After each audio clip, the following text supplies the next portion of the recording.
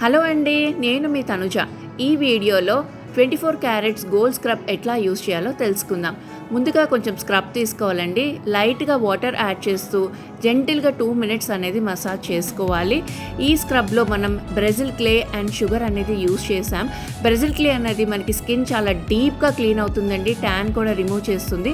And sugar అనేది మనకి gentle exfoliator and body polishing effect అనేది వస్తుందండి.